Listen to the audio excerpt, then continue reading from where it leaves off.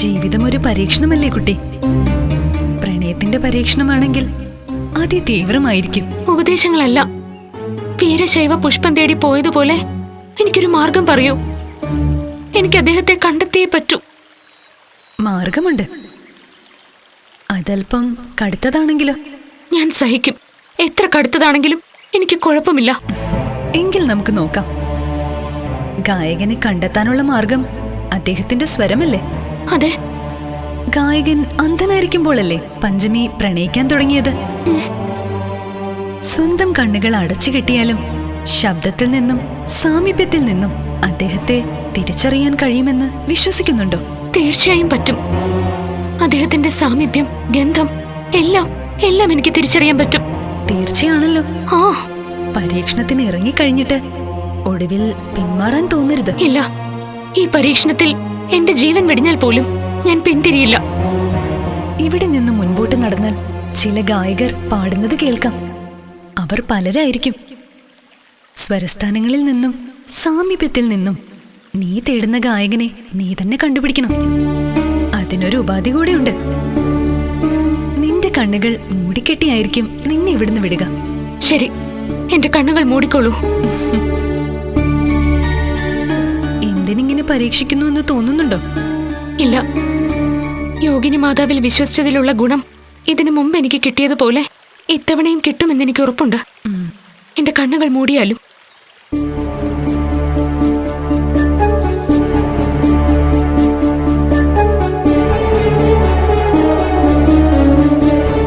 ഒരു കാര്യം കൂടിയുണ്ട്. ഏതെങ്കിലും ഒരു ഗായകന്റെ അടുത്ത് പോയി തിരിച്ചറിയാതെ അവനെ തൊട്ടുപോയാൽ പിന്നീട് ഒരിക്കലും നിന്റെ ആദ്യത്തിനെ നിനക്ക് കണ്ടെത്താൻ കഴിയില്ല. എന്നേക്കുമായി അങ്ങനൊരാൾ നിന്റെ ജീവിതത്തിൽ നിന്നും കടന്നു പോയിരിക്കും. സമ്മതമാണോ? പൂർണ്ണ സമ്മതം. എങ്കിൽ മുന്നോട്ട് നടക്കുക. സ്വരസ്ഥാനങ്ങൾ നിന്റെ വഴി തെളിക്കും. തെറ്റ് സംഭവിച്ചാൽ? തെറ്റില്ല, എനിക്ക് ഉറപ്പുണ്ട്. എങ്കിൽ നടന്നോളൂ.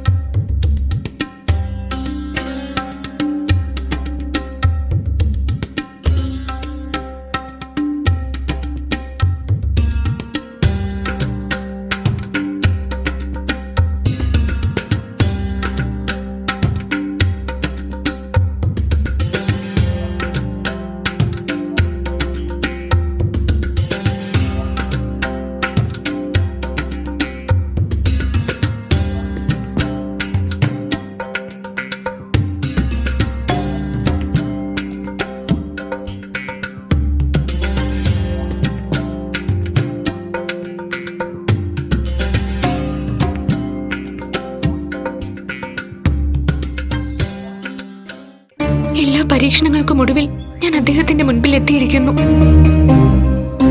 ഞാൻ എന്റെ ഈ കണ്ണുകളുടെ കെട്ടഴിക്കുകയാണ്. അമ്മേ ഭഗവതി, യോഗിനി മാതാവേ, കാത്തുരക്ഷിക്കണേ.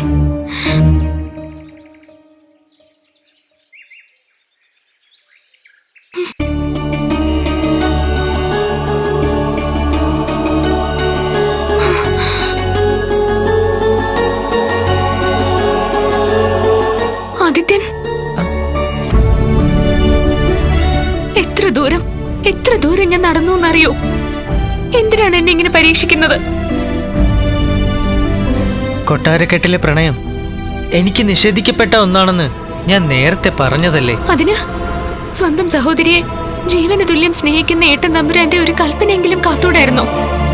കണ്ണുകൾ തിരിച്ചു തന്ന ദേവി മഹാമായയുടെ അത്ഭുതത്തിനെങ്കിലും കാക്കാമായിരുന്നില്ലേ? അനാഥനായ എന്റെ ജീവിതത്തിൽ അത്ഭുതങ്ങൾ ഏറെയൊന്നും ഉണ്ടാവില്ല എന്ന് കരുതി. കാഴ്ച കിട്ടിയത് തന്നെ മഹാഭാഗ്യം. അവിടം കൊണ്ട് തീർന്നിരിക്കുമെല്ലാം. അല്ല, എന്റെ ഇഷ്ടൻ ഏട്ടൻ തമ്പുരാൻ തിരിച്ചറിഞ്ഞിരിക്കുന്നു, അംഗീകരിച്ചിരിക്കുന്നു. അങ്ങയുമായുള്ള എന്റെ വിവാഹം ഏട്ടൻ തമ്പുരാൻ സമ്മതമാണ്. കള്ളം. ഞാനിത് വിശ്വസിക്കില്ല. പ്രണയപരവശയായ ഒരു പെണ്ണിന്റെ ജൽപ്പനങ്ങളാണിതെല്ലാം. ഒന്ന് നിർത്തൂ. എത്ര പരീക്ഷണങ്ങൾ അതിജീവിച്ചിട്ടാണ് ഞാൻ അങ്ങയുടെ മുൻപിൽ എത്തിയതെന്നറിയോ? കണ്ണു കെട്ടിയ ഞാൻ എത്ര ഗായകരുടെ അടുത്തെത്തിയെന്നറിയുമോ? പക്ഷെ അവരുടെ ആരുടെയും ശബ്ദം എന്നെ ആകർഷിച്ചില്ല. എന്റെ ഉള്ളിൽ അങ്ങയുടെ ശബ്ദം മാത്രമാണുള്ളത്. എന്റെ പ്രണയത്തിന്റെ സത്യസന്ധതയാണ് എന്നെ അങ്ങയുടെ മുൻപിൽ എത്തിച്ചത്. വരൂ, നമുക്ക് കൊട്ടാരത്തിലേക്ക് പോകാം. ഇതെല്ലാം സത്യമോ? സത്യം, എന്റെ പ്രണയം പോലെ സത്യം. ദേശമംഗലത്തിന്റെ രാജകുമാരി ഇനി അങ്ങേക്ക് സ്വന്തമാണ്. വിശ്വസിക്കാം.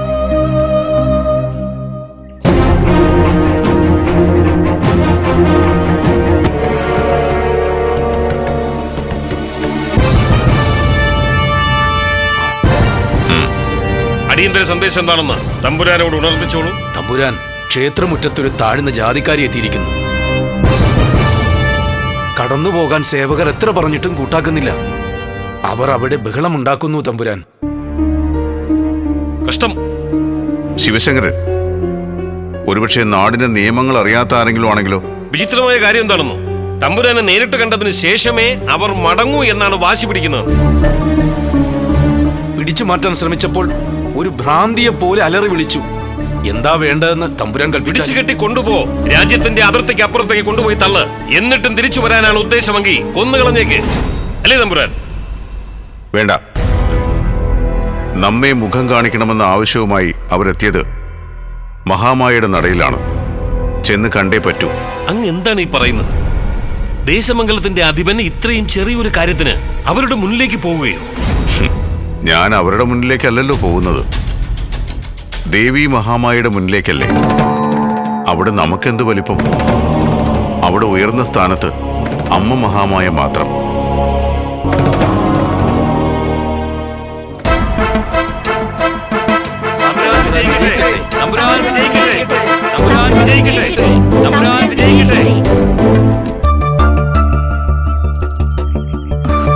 തമ്പുരാൻ വിജയിക്കട്ടെ.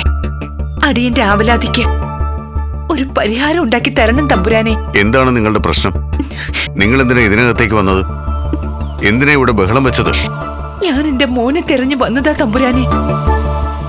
അവനെ ഒന്ന് കാണാൻ പോലും ആരും സമ്മതിക്കില്ലെങ്കിൽ പിന്നെ ബഹളം വെക്കില്ലേ? ക്ഷേത്രത്തിൽ കയറ്റാൻ പറ്റില്ല തമ്പുരാൻ. അതാ ഇവിടെ നിൽക്കാൻ പറഞ്ഞത്. ആരാണ് നിങ്ങളുടെ മകൻ? ക്ഷേത്രത്തിലെ ഗായകൻ ആദിത്യൻ എവരുടെ മകനെന്നാണ് ഇവർ പറയുന്നത്. ആദിത്യനോ? ആദിത്യൻ അനാഥനാണെന്നാണല്ലോ ഇവിടെ എല്ലാരോടും പറഞ്ഞിരിക്കുന്നത്. അത് വലിയൊരു കഥയാണ് തമ്പുരാനെ. കുഞ്ഞുനാളില് അവനെ കാണാൻ നല്ല ചേലായിരുന്നു. ഒരു നാൾ അയൽ ദേശത്തെ ഒരു ഭടൻ അവനെ എന്റെ കുടിലിൽ നിന്ന് കട്ടോണ്ടുപോയി. ഞാൻ നാട് നീളെ അലഞ്ഞു കരഞ്ഞു. അവസാനം കുഞ്ഞിനെ ഏതോ കാട്ടുമൃഗങ്ങൾ കൊണ്ടുപോയതാണെന്ന് പറഞ്ഞ് എല്ലാവരും കൂടി എന്നെ വിശ്വസിപ്പിച്ചു. എന്നിട്ട് ഇപ്പൊ എങ്ങനെ തിരിച്ചറിവുണ്ടായി? ഞാൻ ഈ അടുത്ത കാലത്ത് ആ ഭടനെ കണ്ടു. അയാളിപ്പോ അമ്പലങ്ങളൊക്കെ കയറി ഇറങ്ങി അയാൾ ചെയ്ത തെറ്റുകൾക്ക് പരിഹാരം ചെയ്തുകൊണ്ടിരിക്കുകയാണ്. എന്നെ കണ്ടപ്പോഴ അന്ന് മോനെ കൊണ്ടുപോയ കാര്യമൊക്കെ പറഞ്ഞത്. എത്ര നാടുകളിൽ ഞാൻ അന്വേഷിച്ചു എന്നറിയൂ തമ്പുരാനെ. എനിക്ക് എന്റെ മോനെ ഒന്ന് കണ്ടാ മതി. അവൻ എന്നെ ഒന്ന് അമ്മയെന്ന് വിളിച്ചാ മതി. അതിനൊരു നടപടി ഉണ്ടാക്കി തരണം തമ്പുരാനെ. നിങ്ങളുടെ പേരെന്താണ്? മുത്തമ്മ. മുത്തമ്മേ, ഇത് ദേശമംഗലത്തമ്മയുടെ തിരുനടയാണ്. കള്ളം പറഞ്ഞാണ് ഇങ്ങോട്ടുള്ള വരവെങ്കിൽ ശിക്ഷ കഠിനമായിരിക്കും. പെറ്റ വയറിന് കള്ളം പറയാൻ പറ്റില്ല തമ്പുരാനെ. എനിക്ക് അവനെ ഒന്ന് കാണിച്ചു തന്നാ മതി. ആദിത്യനോട് വരാൻ പറയും. ഉത്തരവ് പോലെ. കുറഞ്ഞ നാൾ കൊണ്ട് ദേശമംഗലത്തുകാർക്ക് പ്രിയപ്പെട്ടവനായി മാറിയ ഒരാളാണ് ആദിത്യൻ. ദേശമംഗലത്തമ്മയ്ക്കും വളരെ പ്രിയപ്പെട്ടവനായി കഴിഞ്ഞു. പക്ഷേ ഇങ്ങനൊരു ആരോപണവുമായി നിങ്ങൾ വന്നിരിക്കുന്നു. ഒരു കാര്യം പറയാം, തെളിവുകളൊന്നുമില്ലാത്തതുകൊണ്ട് നിങ്ങൾ പറയുന്ന കാര്യങ്ങൾ അതേപടി അംഗീകരിച്ചു തരാൻ ബുദ്ധിമുട്ടാണ്.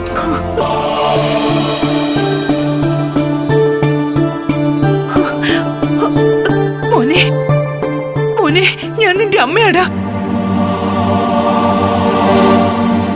10 മാസം നിന്നെ നൊന്ത് പ്രസവിച്ച നിന്റെ അമ്മ. ആദിത്യൻ, ഇവര് പറയുന്നതിൽ എന്തെങ്കിലും സത്യമുണ്ടോ?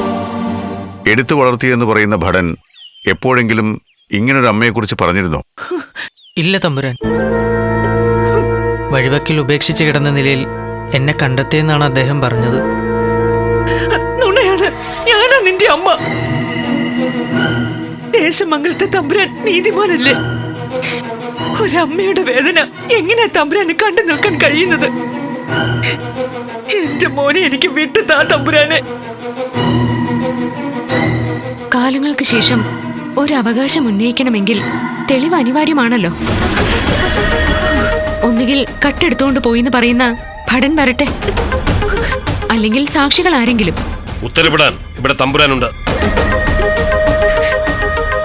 അമ്മ എന്ന വാക്കിന്റെ മഹത്വം നാം മനസ്സിലാക്കുന്നു. പക്ഷെ ഒരു അവകാശവാദം അംഗീകരിക്കാൻ അതുമാത്രം പോരല്ലോ. നാം ഒന്ന് ചിന്തിക്കട്ടെ. അതുവരെ മുത്തമ്മയ്ക്ക് ഇവിടെ എവിടെയെങ്കിലും കഴിയാം. അടിയൻ ഇനി എങ്ങോട്ടും പോവില്ല തമ്പുരാൻ. ഇനി എന്റെ മോന്റെ അടുത്ത് തന്നെ ഉണ്ടാകും. മതിയാകുവോളം ഞാൻ ഇവനെ ഒന്നും എടുത്തിട്ടില്ല, ഉമ്മ വെച്ചിട്ടില്ല. ഈ ആയുസിൽ എന്റെ ഒരേ ഒരു പ്രതീക്ഷ എന്റെ മോനാണ് തമ്പുരാനെ. ഇതെന്റെ മോനാണ് തമ്പുരാനെ. ഞാൻ നൊന്ത് പ്രസവിച്ച എന്റെ മോൻ ദേശമംഗലത്തെ അമ്മയാണ് സത്യം.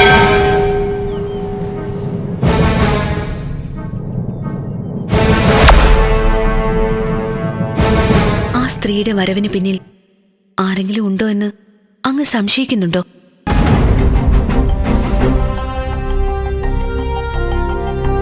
അതോ അവർ പറയുന്നത് സത്യമാണോ? എന്താ വിശ്വസിക്കേണ്ടത്? നമുക്കറിയില്ല മീനാക്ഷി. പരീക്ഷണങ്ങളുടെ പടുകുഴിയിൽ നിന്ന് കൈപിടിച്ചാണ് പഞ്ചമിയെ നാം ഇവിടെ വരെ എത്തിച്ചത്.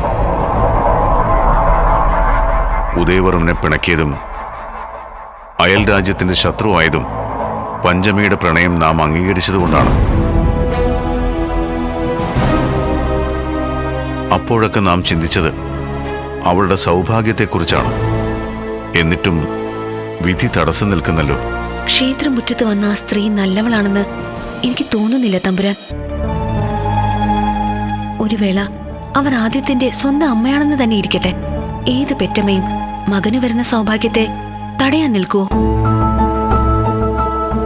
ദേശമംഗലത്തിന്റെ മരുമകനാകാൻ തയ്യാറായി നിൽക്കുന്ന മകന് ദൂരെ നിന്ന് ആശംസകൾ ചൊരിയുകയല്ലേ ഒരമ്മ ചെയ്യുക? സംശയിക്കാൻ ഒരുപാട് പേരുണ്ട് തമ്പുരാൻ. ഈ കൊട്ടാരക്കെട്ടിന്റെ അകത്തളം മുതൽ ഉദയവർമ്മന്റെ കൊട്ടാരം വരെ അങ്ങയുടെ യശസ്സില്ലാതാക്കാൻ ആർക്ക് വേണമെങ്കിലും ശ്രമിക്കാലോ. ഇനി എന്തൊക്കെ നേരിടേണ്ടി വരുമെന്ന് നമുക്കൊരു നിശ്ചയവുമില്ല. എന്തിനും ഏതിനും ജാതി സമ്പ്രദായങ്ങൾ കൂട്ടുപിടിക്കുന്നവർ ഇനി ഉറഞ്ഞു തുള്ളാൻ തുടങ്ങും. ഒരു താഴ്ന്ന ജാതിക്കാരുടെ മകനാണ് ആദിത്യനെങ്കിൽ എല്ലാ വിദ്വേഷവും അവന് നേരെ തിരിയും. വീണ്ടും നമ്മുടെ സഹോദരി ഒറ്റപ്പെട്ടു പോവും. അവളുടെ കണ്ണീര് നാം കാണേണ്ടി വരും. മുൻപൊരു വഴിയാത്രക്കാരനായി ക്ഷേത്രമുറ്റത്ത് വന്നു കയറുമ്പോ അയാളൊരു സഞ്ചാരി മാത്രമായിരുന്നു. പക്ഷെ ഇപ്പൊ അതല്ലല്ലോ തമ്പുരാൻ. ദേവി മഹാമായ അയാളെ ഭേദമാക്കിയതല്ലേ? അയാളുടെ കാഴ്ച തിരിച്ചു കൊടുത്തതല്ലേ? അത് നേരിട്ടുള്ള അനുഗ്രഹം തന്നെയല്ലേ? അമ്മ അനുഗ്രഹിക്കുന്നതിന് മേലെ ആർക്ക് എന്ത് തടസ്സമാണ് പറയാനുണ്ടാവുക? ഉണ്ടാവും ദേവി. എപ്പോഴും പറയാറുള്ളൊരു കാര്യമുണ്ട്. പ്രളയകാലം വരുമ്പോ ശത്രുതയെല്ലാം മറന്ന് എലിയും പൂച്ചയും ശ്വാനന്മാരും എല്ലാം ഒരിടത്ത് തമ്പടിക്കുകയും ചെയ്യും. എപ്പോ വെള്ളം ഇറങ്ങി തുടങ്ങുന്നോ പരസ്പരം കടിച്ചു കീറലും തുടങ്ങും. വറുതിയിൽ കിടന്ന ദേശമംഗലം ഇന്ന് ഐശ്വര്യ സമ്പൂർണമാണ്. അവിടെ കുറെ പേരെങ്കിലും ചിന്തിക്കുന്നത് ഇനി അടുത്ത വിഷയം എന്താണെന്ന്.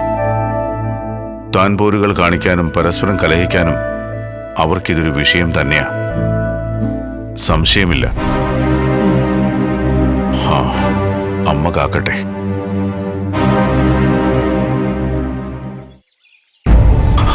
അമ്മേ മഹാമായേ, ഇതെന്താണ് ഈ കുട്ടികളുടെ മുന്നില് ഇങ്ങനൊരു പരീക്ഷണം? അനാഥനായ ഒരുത്തനെ സ്വന്തം അമ്മ തിരഞ്ഞു വരുമ്പോൾ ഈ ഭൂമിയിൽ അയാളായിരിക്കും ഏറ്റവും അധികം സന്തോഷിക്കുന്നത്. പക്ഷേ ദേവിയുടെ ഈ നടയിൽ നിന്നുകൊണ്ട് ഞാൻ പറയുകയാണ്, അങ്ങനെ ഒരു തോന്നൽ ആ അമ്മയുടെ വരവിൽ എനിക്ക് ഉണ്ടായിട്ടേയില്ല. തിരുമേനി, ക്ഷേത്രത്തിന്റെ ശുദ്ധ അശുദ്ധങ്ങൾ തീരുമാനിക്കേണ്ടത് തിരുമേനിയാ. ക്ഷേത്രത്തിൽ കേറാൻ പോലും അർഹതയില്ലാത്ത ഇയാൾ ദേവിയുടെ തിരുമുമ്പിൽ നിൽക്കുന്നത് പാപമല്ലേ? അങ്ങ് എന്താണ് ഈ പറയുന്നത്? ഒരു ആരോപണം ഉണ്ടാക്കിയെന്നല്ലാതെ ആദിത്യൻ തെറ്റൊന്നും ചെയ്തിട്ടില്ലല്ലോ. ആരോപണം നിസ്സാരമല്ലല്ലോ. പ്രസവിച്ചു എന്ന് അവകാശപ്പെടുന്ന സ്ത്രീ നിൽക്കുന്നത് ക്ഷേത്രത്തിന് പുറത്ത്. അപ്പൊ പിന്നെ മകൻ ക്ഷേത്ര നടയിൽ നിൽക്കാൻ അർഹനാണോ? അരുത്, അമ്മയുടെ തിരുമുമ്പിൽ നിന്നുകൊണ്ട് ഇത്തരം വാക്കുകൾ പ്രയോഗിക്കരുത്. ആചാരങ്ങൾ തീരുമാനിക്കാനും നടപ്പിലാക്കാനുമാണല്ലോ തമ്പുരാൻ ഞങ്ങളെ ചുമതലപ്പെടുത്തിയിരിക്കുന്നത്. അപ്പൊ പിന്നെ പറയാതിരിക്കുന്നത് എങ്ങനെ? ആരോപണം സത്യമാണോ അല്ലയോ എന്ന് തമ്പുരാൻ തിരുമനസ് തീരുമാനിക്കട്ടെ. അതുവരെ ഇയാൾ ക്ഷേത്ര വളപ്പിനുള്ളിൽ കയറാൻ പാടില്ല. അതിന് തർക്കത്തിന്റെയോ ചർച്ചയുടെ ഒരാവശ്യമില്ല. ആദിത്യൻ ക്ഷേത്രത്തിനുള്ളിൽ നിന്ന് എത്രയും പെട്ടെന്ന് പുറത്തു പോകണം. എന്താണിത്? ഇങ്ങനൊരു ആരോപണം ആർക്കും ഉന്നയിക്കാമല്ലോ. അതെങ്ങനെയാണ് തമ്പുരാട്ടി?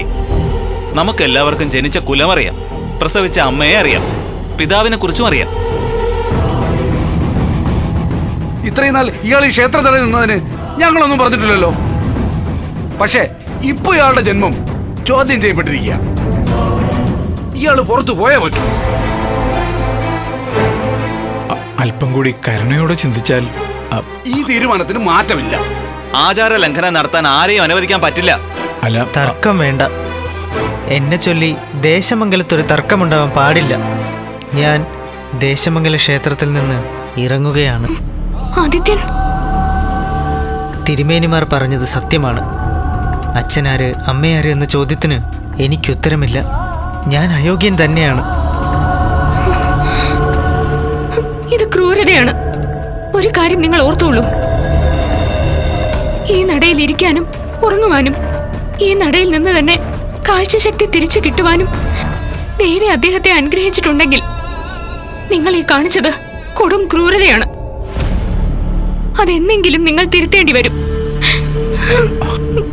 തമ്പുരാട്ടി, തിരുമേനി, പുണ്യാഹം തളിച്ച് ക്ഷേത്രശുദ്ധിക്കുള്ള കാര്യങ്ങൾ ചെയ്യുക. മറ്റൊന്നും ഇപ്പൊ ആലോചിക്കേണ്ടതില്ല.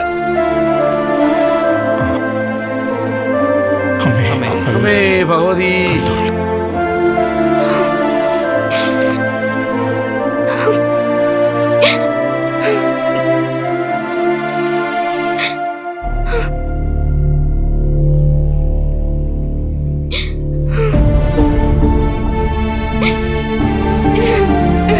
തമ്പുരാട്ടി,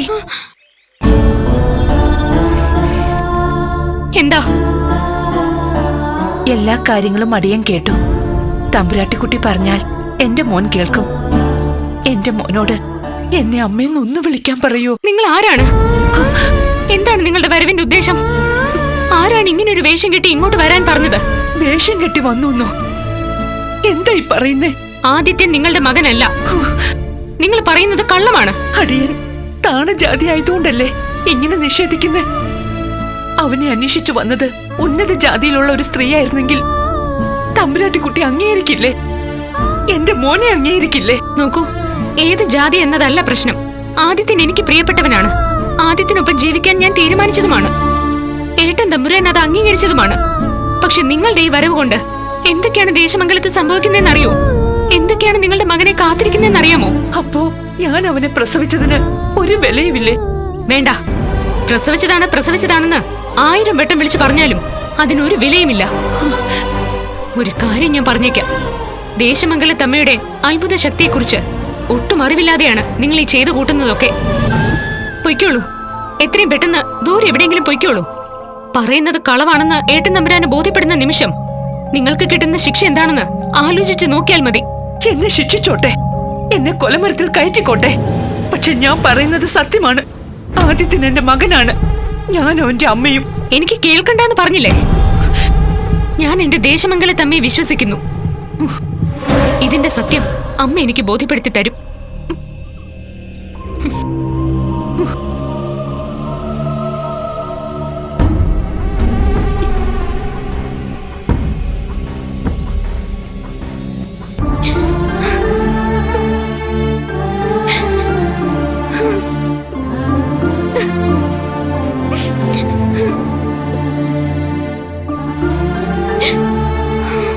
പഞ്ചമി, നിന്റെ മനസ്സിൽ ഇങ്ങനെ ഒരു ആഗ്രഹം തുടങ്ങിയപ്പോ മുതൽ പ്രശ്നങ്ങളാണല്ലോ കുഞ്ഞെ. എനിക്കറിയില്ല ജ്യേഷ്ഠത്തെ. അദ്ദേഹത്തെ അപമാനിക്കാൻ വേണ്ടി ആരോ കരുതി കൂട്ടി ചെയ്യുന്നതാണ് ഇതൊക്കെ. അങ്ങനൊരു സംശയം നിന്റെ മനസ്സിലുണ്ടെങ്കിൽ അതന്വേഷിക്കാൻ തമ്പുരാനോട് പറയാം. പക്ഷേ ആ സ്ത്രീ പറയുന്നത് സത്യമാണെങ്കിൽ ഒരു കാര്യം പഞ്ചമി ഓർക്കണം. ഉദയവർമ്മന് കൊടുത്ത വാക്ക് പോലും ലംഘിച്ച് നിന്റെ പ്രണയത്തിന് വില നൽകിയവനാ ഏട്ടൻ തമ്പുരാൻ. സ്വന്തം കാര്യങ്ങളിൽ ഏട്ടൻ തമ്പുരാൻ വഴിതെറ്റുന്നു എന്ന് പ്രജകളെ കൊണ്ട് പറയിക്കരുത്. ഇതെന്റെ വിധിയാണെങ്കിൽ ഞാനത് സഹിച്ചോളാം. ഒരിക്കലും ഞാൻ കരുതിയില്ല ദേശമംഗലത്തമ്മ എന്നെ ഇങ്ങനെ പരീക്ഷിക്കുമെന്ന്. സമാധാനിക്ക്. ദേശമംഗലത്തമ്മയുടെ ചൈതന്യത്തിന് വേണ്ടി നീ ചെയ്യുന്ന കർത്തവ്യങ്ങൾ അമ്മയ്ക്കും അറിയാലോ. പരീക്ഷിച്ചാലും അവസാനം അമ്മ ചേർത്ത് പിടിക്കും. ആ ശക്തി അങ്ങനെയാ. എനിക്കെന്റെ ഭഗവതിയിൽ വിശ്വാസമുണ്ട്. എന്നെ തോൽപ്പിക്കില്ല. ഏത് അപവാദങ്ങൾക്ക് മുകളിലും എനിക്ക് വിളിക്കാൻ ഒരു നാമമേ ഉള്ളൂ, അമ്മയെ ഭഗവതിയെന്ന്. നിനക്കെന്നല്ല, ഈ ദേശത്തുള്ളവർക്കും കൊട്ടാരത്തിലുള്ളവർക്കും അമ്മ മാത്രമാണ് അഭയം. വരൂ, ജ്യേഷ്ഠൻ അന്വേഷിക്കുന്നുണ്ട്.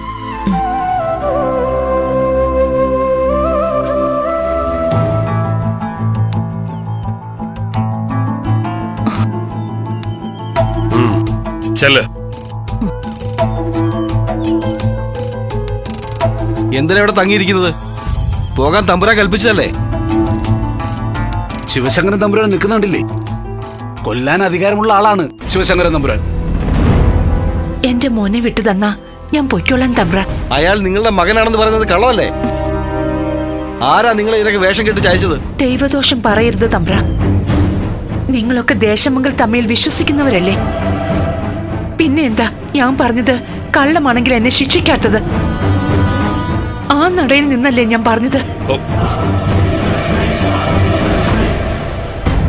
ചോദ്യങ്ങൾ ഉന്നയിച്ച് തോൽപ്പിക്കാമെന്ന് കരുതണ്ട. എത്രയും പെട്ടെന്ന് ഈ നാട് വിട്ടു പൊയ്ക്കൊള്ളണം. തമ്പുരാക്കന്മാർ എന്നെ കൊല്ലുമെന്ന് പറഞ്ഞാലും എന്റെ മോനില്ലാതെ ഞാൻ ഈ നാട്ടിൽ നിന്ന് പോവില്ല. ആറ്റുനോറ്റെനിക്ക് പിറന്നവന് എത്ര കാലം ഞാൻ കാത്തിരുന്നു, എത്ര കാലം ഞാൻ കാണാതിരുന്നു. അവസാനം ആ പഠനെ കണ്ടെത്തിയപ്പോഴാ ഞാൻ എല്ലാം അറിഞ്ഞത്.